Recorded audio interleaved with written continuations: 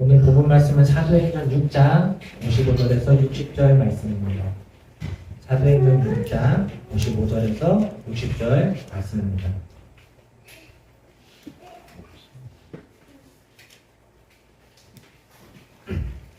네, 다 같이 합독하도록 하겠습니다. 그런데 스데반이 성령에 충만하여 하늘을 쳐다보니 하나님의 영광이 보이고 예수께서 하나님의 오른쪽에 서 계신 것이 보였다. 그래서 그는 보십시오, 하늘이 열려 있고 하나님의 오른쪽에 인자가 서 계신 것이 보입니다 하고 말하였다. 사람들은 귀를 막고 큰 소리를 지르고서 일제히 스데반에게 달려들어 그를 성 바깥으로 끌어내서 돌로 쳤다. 증인들은 옷을 벗어서 사울이라는 청년의 발 아래에 두었다. 사람들이 스데반을 돌로 칠 때에 스데반은 주 예수님 내 영혼을 받아주십시오 하고 부르짖었다. 그리고 무릎을 꿇고서 큰 소리로 주님 이 죄를 저 사람들에게 돌리지 마십시오 하고 외쳤다. 이 말을 하고 스데반은 잠들었다. 오늘 설교 제목은 막연함과 확연함이라는 제목으로 말씀을 진행하도록 하겠습니다. 할렐루야. 우리 지난번에 나눴던 말씀을 다시 한번 되새김질하고 이번 주 말씀을 나누도록 하겠습니다. 우리는 지난 시간 설교 제목 예수님의 이름으로 살아가는 삶은 어떤 삶인가에 대해서 나눴습니다. 40년이 넘는 시간 동안 성전 앞에서 구걸하던 사람이 일어난 직후 베드로와 요한은 이스라엘 사람들에게 선포했습니다. 이 사람이 낳은 것은 우리의 경건함과 우리의 능력이 아니라 우리를 위해 십자가에 달려 죽으시고 부활하신 예수님의 이름을 힘입어서 일어선 것이라고 선포합니다. 그러자 많은 이스라엘 사람들이 회개했습니다. 왜냐하면 매일같이 구걸했던 남자가 정말로 다른 사람으로 바뀌었기 때문입니다. 그리고 하나님께서는 예수님께서 과연 어떤 분이신가? 그 사람들은 그제야 믿었기 때문입니다. 그러나 이 광경을 좋아하지 않는 사람들이 있었습니다. 그들은 누구였나요? 네, 사두개인도 있었고요. 율법학자들도 있고 제사장들도 있었고 높은 사람들이요. 종교 지도자들. 그들은 베드로와 요한의 선포를 싫어했습니다. 그 이유는 자신들의 위치가 흔들리고 자신들이 가까웠던 명예의 흠집이 생겼기 때문입니다. 그들은 하나님의 말씀을 가르치던 사람들이었습니다. 율법을 공부하고 그것을 이스라엘 백성들에게 가르치는 일. 그로 인해서 자신들이 존경받고 하나님 말씀에 뛰어나가는 것을 인정받으면서 살아갔던 사람들. 그러나 그들은 예수님이 누군지 몰랐습니다. 그리고 예수님께서 하신 일들을 두 눈으로 똑똑히 보고도 믿으려고 하지 않았습니다. 오랜 세월 동안 일어서지 못했던 남자가 일어선 일에 대해서는 인정했으나 그것이 예수님이 일이라고 인정하지 않았습니다. 이것은 교만한 일입니다. 교만은 태초에 아담과 하와로부터 일어난 죄입니다. 교만은 영적인 눈과 귀를 막습니다. 오로지 자신과 자신이 가진 것에 초점을 맞춥니다. 그래서 종교 지도자들은 자신의 정체성을, 자신이 살아가는 이유, 자신이 존재가 결정되는 이유를 율법에서 찾았습니다. 율법의 지식의 정점, 율법의 아는 정도가 곧 그들의 모습이었습니다. 그래서 그들은 그 율법으로 다른 사람들을 정죄하고 판단했습니다. 정작 그 율법으로 자신들 역시 정죄받고 판단받는 삶을 살아가면서 말입니다. 이것이 하나님께서 제일 싫어하는 불이에요. 내로남 불이라고 하죠. 나는 그렇게 말하면서 제대로 살아가지 않는 사람입니다. 오로지 정죄와 심판은 흠이 없으신 하나님만이 가능하신 일입니다. 우리는 모두 죄인이고 연약한 존재입니다. 그래서 다른 사람들에 대해 정죄와 비판을 하려거든 나 역시도 똑같은 이유로 정죄와 비판을 받을 만한 사람이라고 주님께서는 비유로 말씀하셨습니다. 다른 사람 눈에 있는 티눈을 빼기 전에 너희 눈 속에 있는 들보를 먼저 빼야 돼. 오로지 우리는 주님 앞에 엎드려야 될 존재랍니다. 주님께 엎드려서 회개하고 나의 허물을 용서받은 사람이라면 다른 사람의 들어있는 그 티눈을 비판하려고 하지 않아요. 내가 먼저 용서받았으니까 그 티눈을 품어주려는 사람이 되어버려요. 왜냐하면 주님께서 내 눈 속에 있는 들보를 용서하셨기 때문에. 예수님의 이름으로 산다는 것은 언제 어디서든 하나님께서 나를 사랑하셨다는 이유 하나만으로 하나님 앞에 엎드릴 수 있는 사람입니다. 그렇게 하나님의 크심을 알고 나의 작음을 알 때, 나의 작음을 알고 예수님이 얼마나 작아지셨는가를 알 때 우리는 많은 것을 나눌 수가 있어요. 예수님께서 나에게 행하셨던 그대로를 나눌 수 있는 능력이 생기는 것입니다. 그래서 사도행전에서 예수님을 믿는 사람들은 자신들의 물건, 원래 자기 거라고 생각했던 물건들을 통용하고 가난하고 도움이 필요했던 사람들에게 많은 것들을 나누고 돌아왔습니다. 왜냐하면 예수님께서 그들에게 그렇게 행하셨기 때문입니다. 그것을 인정했습니다. 그리고 더 나아가 믿음으로 행함을 실천했습니다. 그래서 저번 2부 시간에 우리는 나눌 수 있는 것에 대해서 나눔 예배를 가졌었어요. 우리가 그 나눔을 가질 때 내가 이 땅에서, 내가 지금 이 세상에서 나눌 수 있다는 것은 생각해보면 지금 우리가 가지고 있다는 것이라고 말할 수 있습니다. 그리고 우리가 가지고 있다는 것은 누군가에게 받았다는 것을 뜻해요. 즉 하나님께서 그것을 우리에게 주셨습니다. 이 논리의 흐름이, 이 명확한 논리의 흐름이 우리의 삶의 많은 영역에서 이루어져야 합니다. 어떤 사람은 그것이 물질이 될 수도 있고요. 어떤 사람은 시간이 될 수도 있고, 어떤 사람은 은사와 능력이 될 수 있고, 어떤 사람은 마음이 될 수 있을 것입니다. 그리고 그것의 높고 낮이, 크고 작음은 우리가 정하는 것이 아닙니다. 그건 이 세상이 정하는 것이 아닙니다. 그래서 오로지 하나님의 눈으로 하나님께서 바라보시고 그 가치를 정하시는 것입니다.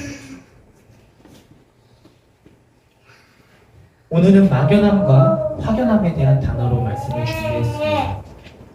막연하다라는 뜻은 무엇일까요? 여러분들은 어떤 의미로 알고 계신가요? 네, 확실하지 않고, 확실하지 않다. 네? 모호하다. 네. 똑같은 말이에요. 막연하다는 더 이상. 다 맞는 말이에요. 막연하다는 말은 뚜렷하지 못하다, 모호하다, 어렴풋하다라는 뜻을 가지고 있습니다. 쉽게 말해서 내가 무언가 막연하다 이런 걸 느낀다는 것은 내가 확실히 알고 있지 않는 상황. 우리가 예를 어렸을 때 시험 공부하고 시험을 볼 때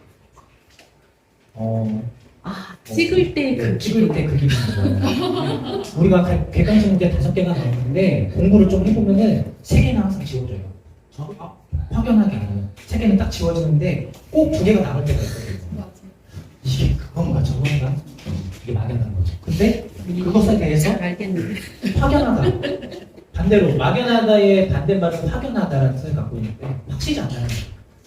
2가지의 만약에 객관식 질문이 나왔을 때 내가 한 가지를 지울 수 있는 능력. 왜? 확실히 알고 있습니다. 그것에 대해서 확실히 알고 있습니다. 반대로 확연하다는 말은 확실하다라는 뜻을 갖고 있어요. 내가 확실히 알고 있는 상태. 자, 그럼 이거를 인생에 대해서 한번 생각해 보자면 우리들, 저와 여러분의 인생은 지금 막연하십니까? 확연하십니까? 어떠신가요? 우리들의 인생은 막연합니까? 확연합니까? 확연하십니까? 또 확연합니까? 할렐루야. 자, 그러면은 이 막연함과 확연함, 우리의 인생에 있어서 이 막연함과 확연함은 어디서부터 비롯되는 걸까요? 그것을 한번 우리 이번 시간에 알아보려고 합니다. 우리는 오늘 두 종류의 인생의 형태를 바라보면서 우리의 인생이 과연 막연한 인생인지 확연한지 알아보고자 합니다. 오늘 본문 말씀은 스데반 집사에 관한 말씀입니다. 우리가 익히 많이 들어봤죠. 스데반 집사. 그러나 그 전에 이 스데반 집사가 등장하기 이전 장에 나오는 또 하나의 인생을 살펴보려고 합니다. 스데반 집사가 등장하기 이전 사도행전 4장과 5장에 등장하는 사람들이 있어요. 이 사도행전 4장 마지막 부분에는 이렇게 기록되어 있었습니다. 사도행전의 하나님 사도들의 선포를 듣고서 하나님을 믿게 된 사람들이 서로의 물건을 통용하고 가난한 사람들을 도와주고 이렇게 쭉 이야기가 나오다가 한 인물이 나와요. 바나바. 이 바나바라는 인물이 사장 마지막 절에 등장합니다. 히프로스의 태생요 레위 사람이요 사도들에게서 바나바 곧 위로의 아들이라는 뜻의 별명을 받은 요셉이 자기가 가지고 있는 밭을 팔아서 그 돈을 가져다가 사도들 발 앞에 놓았다. 바나바는 일찍부터 이 사도행전의 일찍부터 그리스도인이 된 사람입니다. 그리고 이 행적, 이 사람이 자기 밭을 팔아서 사도들 앞에 돈을 내놨다는 이 행적으로부터 사도행전에 소개가 됩니다. 그는 자기가 가지고 있는 밭을 팔아서 사도들의 발 앞에 놓았다고 기록되어 있습니다. 사실 바나바뿐만은 아니었어요. 많은 사람들이 그랬어요. 자기가 가지고 있던 것들을 많이 내놓았어요. 베드로와 요한을 비롯한 사도들은 예수님의 부활을 증언했고 그것으로 인해 큰 은혜를 받은 사람들은 모두 조건이 성령 충만해졌다는 것입니다. 이 성령 충만해지니까 이런 행동을 할 수 있었던 거예요. 누가 강제로 시켜서 그런 것이 아니었습니다. 모두가 한 마음 한 뜻이 되었다고 기록되어 있습니다. 그들은 그들의 행동이 하나님께서 원하시는 일이라는 것을 확실하게 알았습니다. 즉 확인했다는 것이죠. 그래서 모두가 행복했어요. 그리고 이 행복함의 모습을 다른 사람들이 보고 복음이 계속해서 퍼져나갔어요. 그런데 이 바나바라는 인물 다음에 나오는 인물들이 있어요. 바나바는 이 4장 마지막 절에 등장하는데 이 다음 5장 첫 번째 절부터 나오는 사람들이 있어요. 그런데 아나니아라는 사람이 그의 아내 삽비라와 함께 소유를 팔아서 그 값에 얼마를 따로 떼어놓았는데 그의 아내도 이것을 알고 있었다. 그는 빼어놓고 난 나머지를 가져다가 사도들의 발 앞에 놓았다. 그때 베드로가 이렇게 말하였다. 아나니아는 들으시오. 어찌하여 그대의 마음이 사탄에게 홀려서 그대가 성령을 속이고 땅값에 얼마를 몰래 떼어놓았소. 그 땅은 팔리기 전에도 그대의 것이 아니었소. 또 팔린 뒤에도 그대의 마음대로 할 수 있었던 것이 아니었소. 그런데 어찌하여 이런 일을 할 마음을 먹었소? 그대는 사람을 속인 것이 아니라 하나님을 속인 것이오. 아나니아는 이 말을 듣고 그 자리에서 쓰러져서 숨졌다. 이 소문을 듣는 사람은 모두 크게 두려워하였다. 이 4장 마지막 절에 사도들의 말을 듣고서 살아갔던 이 사도행전의 사람들, 물건을 서로 통용하고 서로 나누고 기쁘고 감사했던 이 사람들 바로 뒤에 나오는 사람들이 이 아나니아와 삽비라입니다. 그들의 행동은 대조를 이룹니다. 이 바나바라는 인물과 이 아나니아와 삽비라, 이들의 공통점과 차이점은 무엇일까요? 우선 차이점부터 한번 생각해볼까요? 이 사람들의 차이점, 바나바와 아나니아와 삽비라의 차이점은 무엇이었을까요? 우리가 말씀으로 방금 읽었는데 차이점은 무엇이었을까요? 오늘 다루는데 네. 그 결과가 달랐습니다. 네. 하나님이 아나니아와 삽비라는 돈을 떼어놨지만 바나바는 떼어넣었다는 기록이 없고요. 또 하나는 바나바는 죽지 않았고 아나니아와 삽비라는 죽었다는 것입니다. 이 말씀을 통해 하나님께서 말씀하시고자 하는 말은 무엇일까요? 돈을 많이 내는 사람은 살고 일부 숨긴 사람은 죽는다. 이런 말씀인가요? 아니에요. 하나님 나라를 위해 돈을 내지 않으면 죽는다? 아닙니다. 여러분 생각은 어떠신가요? 이렇게 생각하면 확대된 해석이 될 수 있어요. 마치 교회에 헌금해야 되는데 돈을 일부 떼어놓고 헌금하면 죽을 수도 있다? 그럼 저를 포함해서 여기 살아있을 수 있는 사람이 몇이나 되겠습니까? 우리의 연약한 부분이 분명히 영화에 나오는 조폭 같은 사채업자는 그럴 수도 있죠. 사채업자한테 돈을 빌려가고 돈을 숨겼다가 돈을 떼어놨다가 안 갚으면 영화에서 나오는 것처럼 무섭잖아요. 도촉하고. 하나님께서 돈이 필요하신 분일까요? 오늘 찬송에서 눈을 들어 산을 보라고 하거든요. 산이 얼마나 큽니까? 멀리서도 보여요. 그 큰 산을 바라보면 천지를 지으신 하나님을 본다는 거거든요. 아, 산이 저렇게 큰데 이 땅을 지으신 하나님 얼마나 크시구나. 하나님께서는 돈이 그렇게 필요 없으세요. 이 세상을 지으신 분인데 돈은 우리가 필요하죠. 하나님께서 돈이 얼마나 필요하시겠어요? 하나님께서는 받으시는 것은 마음이에요. 하나님께서 마음과 생각을 바라보시는 거예요. 바나바, 아나니와 삽비라의 그렇다면 공통점은 무엇일까요? 차이점은 돈을 떼놓지 않았다는 거예요. 한 사람은 죽었고 한 사람은 죽지 않았다는 것이었는데 공통점은 무엇일까요? 네? 돈을 드린 거. 돈을 드린 거. 네. 돈을 드리긴 했어요. 공통점은요, 자기 마음대로 했다는 거예요. 자신이 원하는 대로 그 일을 했다는 것입니다. 바나바는 그렇게 밭을 팔아서 그 돈을 온전히 내놓기를 그 마음가짐에 원했어요. 아나니와 삽비라는 근데 돈을 떼놓기를 원했어요. 즉, 둘 다 똑같이 마음대로 했는데 왜 하나는 살고 왜 하나는 죽었냐는 거예요. 그 마음을 하나님께서 보셨다는 거죠. 바나바는 하나님을 믿고 성령 충만해져서 자신이 밭을 판 돈을 모두 넣어서 하나님이 원하시는 일에 쓰임받는 것이 좋았기 때문에 그 마음대로 했던 거예요. 하나님께서 주신 마음. 그러나 아나니아와 삽비라는 달라요. 5장 4절을 한번 다시 보겠습니다. 5장 4절.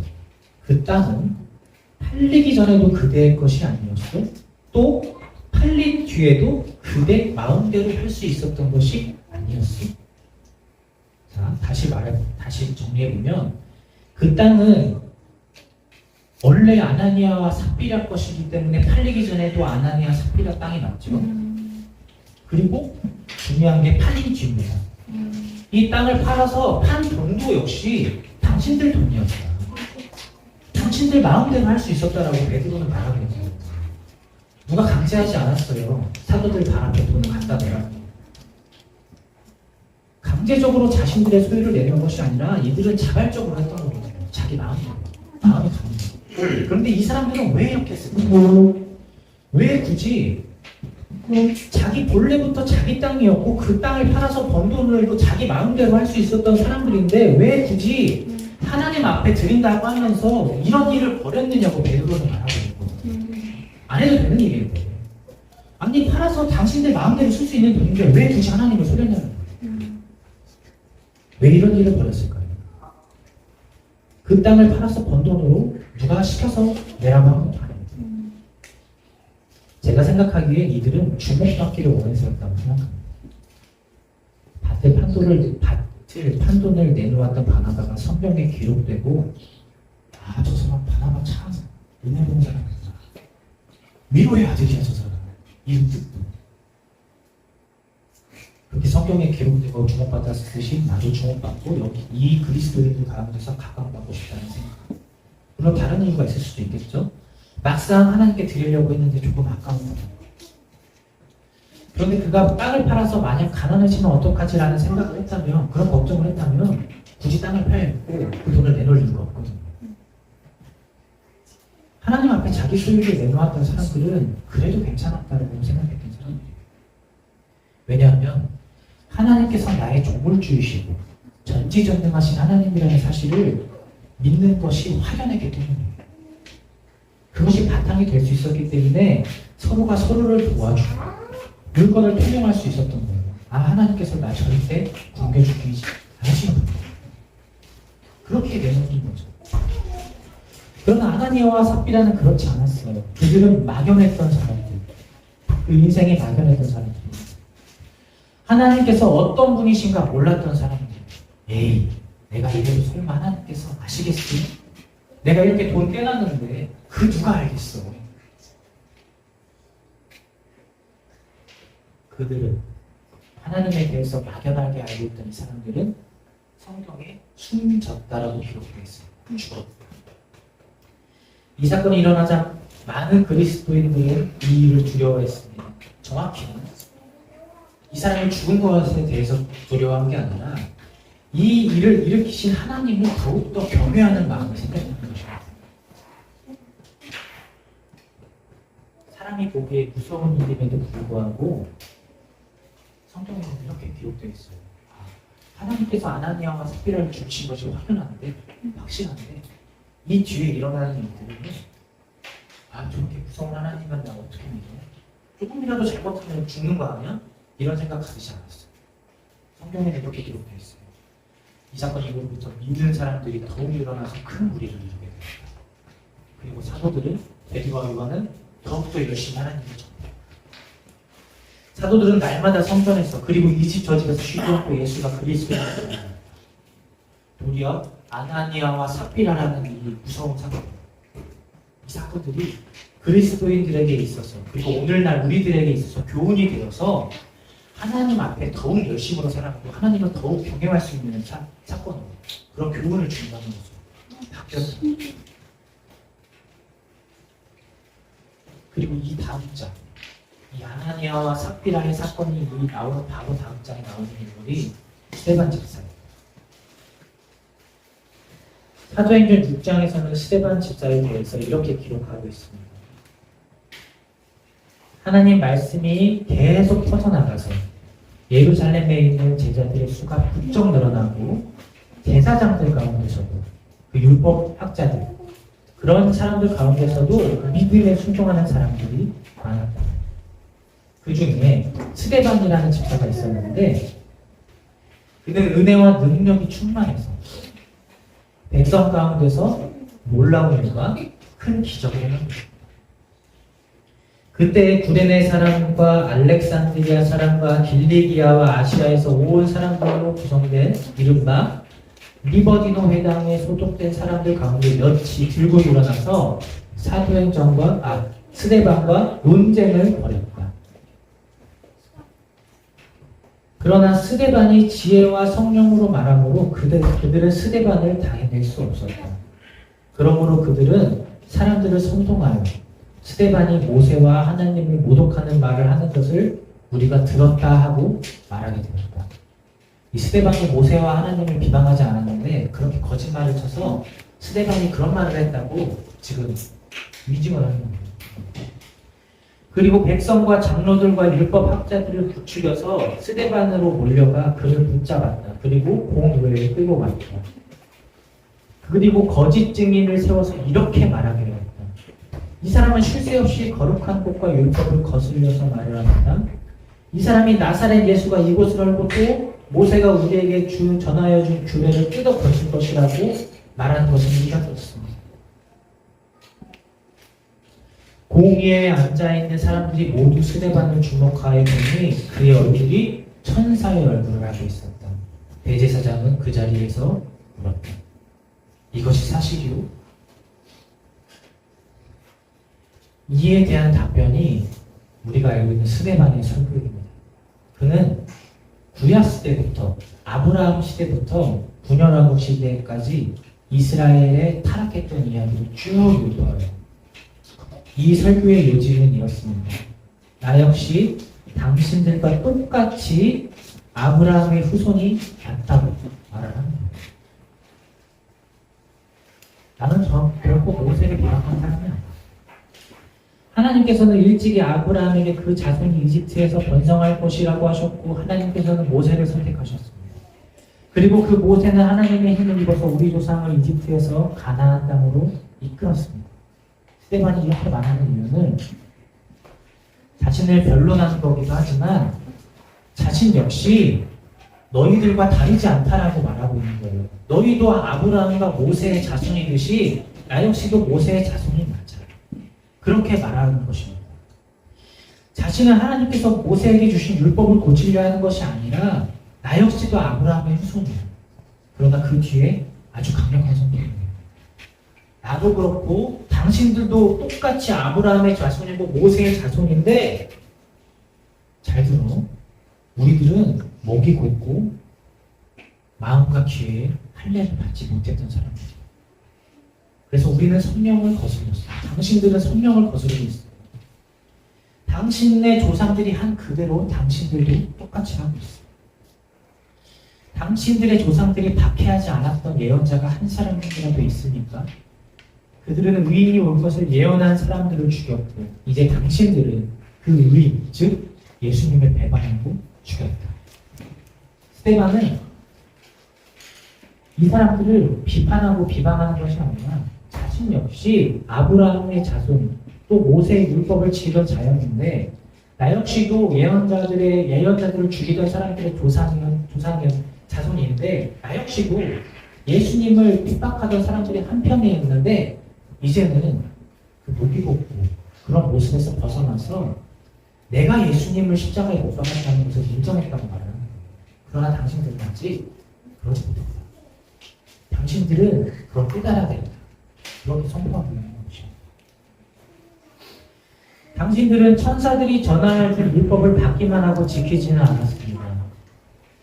예수님께서도 그래서 율법 교사들과 학자들에게 이렇게 말했어요. 너희가 모세를 알았더라면 나를 알았을 것이다. 나는 율법을 폐하러 온 것이 아니라 완성시키려고 왔다. 즉 스데반은 이 율법의 완성, 예수님에 대해서 지금 선포하는 것이다. 율법의 완성이 무엇인가요? 율법의 완성은 예수님을 아는 것이에요. 구약시대의 율법은 신약시대에 이렇게 기록되어 있습니다. 율법은 나의 죄, 내가 누굴까를 깨닫게 해주는 그런 반면교사. 그리고 율법의 완성은 그 율법을 통해서 나의 죄를 깨달았으면 예수님께서 과연 누구신가 알고 예수님을 믿고 구원을 받는 게 율법의 완성입니다. 하나님께서 이 율법을 우리에게 주신 이유는 우리를 구원하시려고 주신 거지 다른 이유가 없습니다. 우리가 구원받지 못한다면 예수님을 믿지 못한다면 그건 율법이 실패한 거다. 그러나 예수님을 믿고 이 율법이 하나님께서 왜 우리에게 이런 성경 말씀을 주신 것인지 그 이유를 알고 늘 하나님께 나아가는 것, 우리가 천국문에 들어가는 것, 이것을 마음으로부터 믿고 입으로 시인하고 살아가는 인생은 율법을 완성하는 거예요. 하나님께서 그렇게 쓰셨어요. 스데반이 이렇게 똑같이 선포했는데 제가 이렇게 여러분 앞에 선포했는데 우리들은 지금 이렇게 아멘으로 화답하지만 그 사람들은 그러지 않았다. 이 사람들은 스데반을 어디로 끌고 와서 돌로 쳤어요. 성경에서는 그의 죽음을 이렇게 기록하고 있습니다. 그리고 무릎을 꿇고서 큰 소리로 주님, 이 죄를 저 사람들에게 돌리지 마십시오 하고 외쳤다. 이 말을 하고 스데반은 잠들었다. 주님, 이 죄를 저 사람들에게 돌리지 마십시오. 예수님께서 십자가에 달리실 때 마지막 순간에 하신 말씀과 똑같죠. 저들이 부유해야 된다. 하나님을 믿는 사람은 예수님을 믿는 사람은 이렇게 될 수밖에 없어요. 예수님을 닮을 수밖에 없어요. 내가 하나님 앞에 용서받았기 때문에 나의 피같이 붉은 죄 때문에 나 때문에 주님께서 십자가에 달리신 것이라고 믿는 사람들은 다른 사람을 그렇게 정죄할 수 없는 거예요. 심지어 지금 나를 돌로 죽이려고 하는 사람들, 나를 지금 단순하게 미워하고 나를 힘들게 하는 사람들인데도 불구하고 스데반은 그들을 긍휼히 여겨주는 것입니다. 그의 죽음이 어떻게 기록되어 있나요? 아나니아와 삽비라는 숨졌다라고 기록되어 있고 스데반은 잠들었다고 기록되어 있습니다. 잠이 들면 저 나무에서 다시 깨어나기 때문에 잠이 들면 우리가 저 천국에 그날 아침에 다시 만나기 때문에 아나니아와 삽비라 스데반 이번에는 이 인물들에 집중해 보십시오. 우리는 두 가지 죽음을 연속해서 다뤘어요. 그러나 이들의 공통점, 아나니아와 삽비라와 스데반의 공통점은 죽었다라는 것입니다. 그러나 차이점은 무엇입니까? 아나니아와 삽비라는 자신들이 죽을 줄 몰랐습니다. 그러나 스데반은 자신이 죽을 수도 있을 것이라고 생각을 했을 것입니다. 아나니아와 삽비라는 그들의 인생이 하나님 앞에 막연했던 사람들입니다. 그러나 스데반은 그 인생이 하나님 앞에 확연했던 사람입니다. 나는 이렇게 이들 앞에서 선포하면 이곳에서 확실하게 죽을 수도 있지만 하나님께서 나와 함께 하시오라는 그 확실함, 그것이 그리스도인들의 인생입니다. 우리가 그리스도인들이라면 우리는 우리의 인생은 이렇게 확실한 인생이 되어야 합니다. 막연하다 확연하다. 오늘 이 주제로 말씀을 전하고 있습니다. 우리의 인생은 어떻습니까? 막연한 인생입니까? 확연한 인생입니까? 아멘. 인생을 살아가면서 사실 우리의 모든 상황과 환경이 확연하진 않을 수 있어요. 우리들 인생에 막연한 인생, 막연한 상황, 막연한 환경, 그런 순간을 만날 수 있습니다. 그럼 두려움이 생겨요. 왜냐하면 사람은 모르는 일에 대해서는 두려움을 느끼게 되어 있거든요.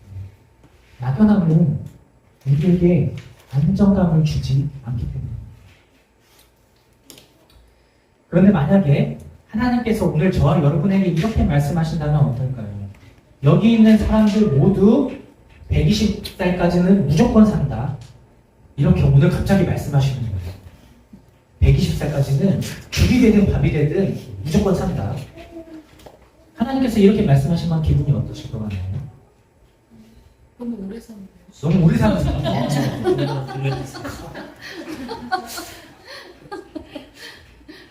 너무 오래 사는 당황했어요. 여러분들, 어떠한 상황과 환경 가운데 와도 죽이 되도 밥이 되든 무조건 120살까지는 산다고 하나님께서 선포하신다면 저는 기분이 좋을 것 같아요. 120살까지는 어떻게든 살겠네. 이런 생각이 들었어요, 저는. 뭐 직장이나 우리가 뭐 돈을 버는 거나 자녀를 키우는 거, 여러 가지 상황과 환경, 모든 것들. 그게 뭐가 되든 간에 너네 가정, 너희 120살까지는 산다 하면은 얼마나 좋겠어요. 별로 걱정 안 할 것 같아요. 히스기야가 그랬거든요. 병에 걸려서 지금 당장 오늘 내일 하는 히스기. 그가 하나님 앞에 이렇게 기도해요. 하나님, 제가 지금까지 하나님 앞에 진짜 온전하게 살았는데요. 정말 하나님 앞에 열심히 살았는데요. 한 번만 살려주십시오. 그렇게 간절하게 기도하니까 그의 생명이 몇 년 연장되면요. 120살도 아니에요. 15년, 15년. 근데 너무 기뻐하죠. 당장 죽게 되는 이 두려움, 막막한 막연함. 그런데 하나님께서는 히스기야야, 너 죽이 되든 밤이 되든 15년 무조건 산다. 그 말씀을 해주시죠. 그래서 그가 이런 말을 해요. 너무 기쁘고 들떠는지 몰라도 이 바벨론 사람들이 왔을 때 이 이스라엘 군바람에 있는 많은 것들을 보여주거든요. 그랬더니 선지자가 와서 히스기야와 당신이 이런 일을 행했으니까 당신 뒤에 우리나라 망할 거예요. 그래서 분열왕국 되고요. 다 망할 거예요. 그랬더니 히스기야가 하는 말이 나 때까지는 괜찮으니까 다음 세대는 다음 세대가 알아서 할 거니까 나 때까지는 괜찮으니까 나 괜찮아. 이런 말을 하거든요. 난 15년 더 사니까 괜찮아. 두려움과 막연함이 사라진 거죠.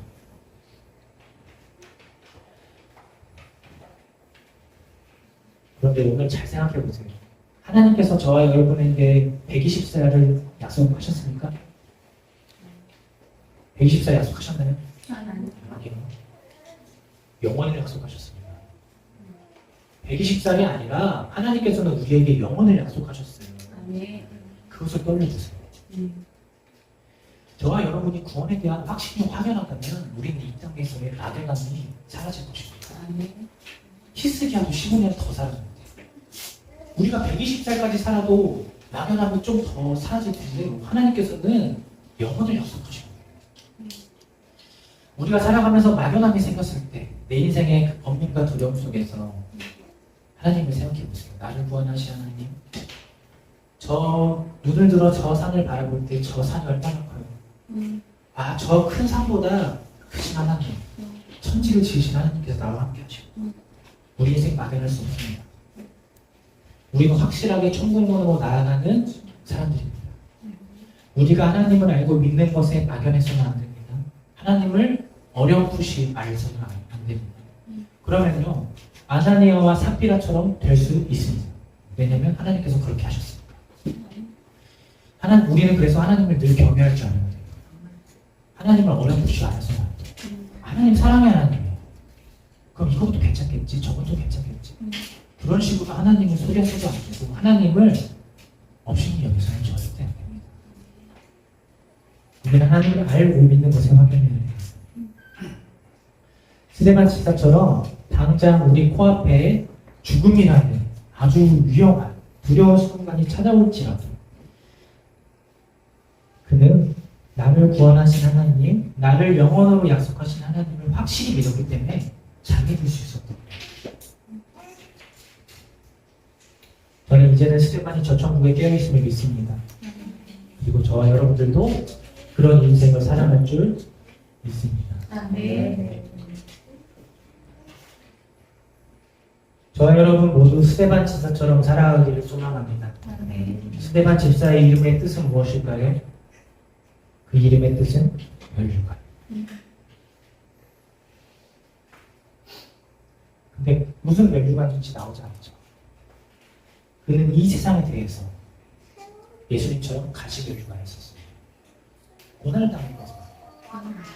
그리고 그 가시멸류관을 쓰고 예수님과 똑같이 자신을 죽음으로 내모는 사람들을 용서했습니다. 어렵고 아프고 고통스러운 일이죠. 그러나 이제는 그는 저 천국에서 그 이름처럼 아름다운 멸류관을 쓰고 있을 것입니다. 그리고 이 스데반 집사 바로 다음에 나오는 인물이 누구일까요? 사도 바울. 하나님께서 어떻게 이렇게 이야기를 전개시킬까요? 그는 스데반 집사가 돌에 맞을 그 당시 그를 죽이는데 옹호했던 사람이에요. 그러나 하나님 앞에 회심하고 이 사람이 그리스도인으로 살아갈 때 이 스데반이 죽어가는 이 모습을 보고 그는 어떤 마음이 들었을까요? 이 사람은 저는 늘 스데반의 죽음을 생각했다고 생각합니다. 자신이 그 앞에 있었습니다. 그는 예수님께 회심한 이후로 끊임없이 믿음의 경주를 진행했습니다. 그는 디모데에게 보내는 편지에 자신의 인생을 이렇게 표현합니다. 디모데는 모든 일에 정신을 차려서 고난을 참으며 전도자의 일을 하며 그대의 직무를 완수하십시오. 나는 이미 부어드리는 제물로 피를 흘릴 때가 되었고 이제는 이 세상을 떠날 때가 되었습니다. 나는 선한 싸움을 다 싸우고 달려갈 길을 마치고 믿음을 지켰습니다. 이제는 나를 위하여 의의 멸류관이 마련되어 있으므로 의로운 재판장이신 주님께서 그날에 그것을 나에게 주실 것입니다. 나에게만이 아니라 주님께서 나타나시기를 사모하는 모든 사람에게도 주실 것입니다. 스데반의 이름이 멸류관이었듯이 사도 바울은 의의 멸류관을 늘 바라보며 살았습니다. 스데반을 죽이는 데 옹호했던 바울은 도리어 스데반의 이름처럼 의의 멸류관을 바라보며 살아가는 인생으로 바뀌었고 하나님께서 그렇게 스데반을 사용하셨고 마치 바울이 그 순간 바톤 터치를 하듯이 믿음의 경주를 이어나갔습니다. 저는 개인적으로 저와 여러분들도 언제든지 예수님을 믿는 것으로 인해 핍박받을 수 있는 때가 있을 것이라고 생각합니다. 그때 예수님에 대해서 하나님에 대해서 막연하게 알고 믿는다면 우리들 역시 막연한 인생으로 마칠 것입니다. 우리는 늘 지금을 살아갑니다. 과거는 이미 지나갔어요. 내일은 하나님이 주시면 오는 것이고 하나님께서 내일을 주시지 않으면 오지 않습니다. 저와 여러분의 인생은 지금 막연하십니까? 확연하십니까? 그 답을 말씀에서 잡고 말씀대로 살아가십시오. 그렇게 되면 틀림없이 확실하게, 확연하게 의의 면류관을 쓰게 될 것입니다. 오늘은 이분 나눔 예배가 따로 없지만 나의 인생이 막연한 인생인지 확연한 인생인지 한번 돌아보십시오. 나의 상황과 환경이 막연한지 확연한지 돌아보십시오. 그렇게 하나님 앞에 확실한 발걸음으로 나아가면